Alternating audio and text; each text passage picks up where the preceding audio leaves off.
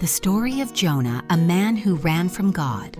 Hello everyone, gather around for I have a story to tell. One of storms, a great fish, and a lesson in obedience that shook the heart of a man named Jonah. Jonah was a prophet of the Lord, chosen to deliver his messages.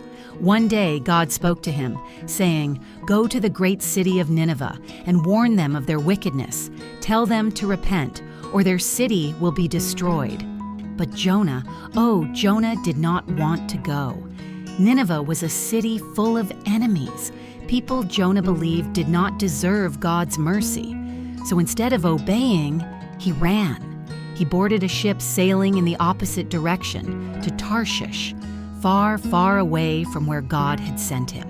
As the ship sailed, a mighty storm arose, tossing the vessel like a toy in the hands of an angry sea. The sailors panicked. They threw their cargo overboard, praying to their gods for salvation. But the storm only grew fiercer.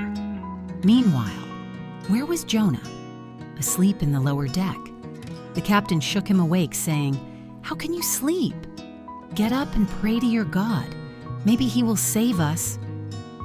The sailors cast lots to see who was responsible for this disaster, and the lot fell on Jonah.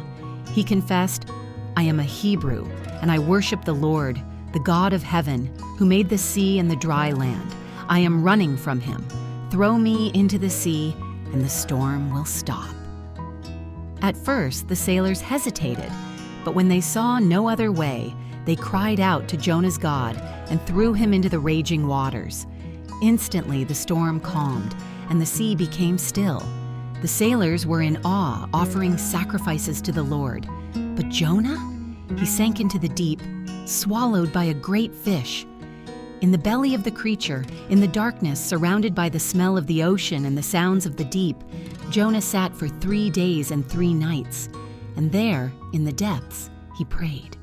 "Lord, I cried out to you, and you heard me. I was sinking, but you lifted me up. I will do what you have commanded." And with that, God commanded the great fish to spit Jonah out onto dry land. Gasping for air, covered in seaweed, Jonah stood up. And this time, when God spoke, "Go to Nineveh," Jonah obeyed. He walked through the great city, declaring, "In 40 days Nineveh will be destroyed. Repent." And to his shock, the people listened. From the poorest beggar to the mighty king, they put on sackcloth, fasted, and cried out for mercy, and God, full of compassion, spared them. But Jonah, he was not pleased. "I knew it. I knew you would forgive them. That is why I ran. You are merciful and slow to anger." He sat outside the city, sulking. God caused a leafy plant to grow, giving Jonah shade from the scorching sun. Jonah was grateful. But the next day, God sent a worm to destroy the plant, and a hot wind beat down on Jonah's head. Jonah was furious. "I'd rather die." And God spoke, "You cared for the plant, though you did nothing to make it grow.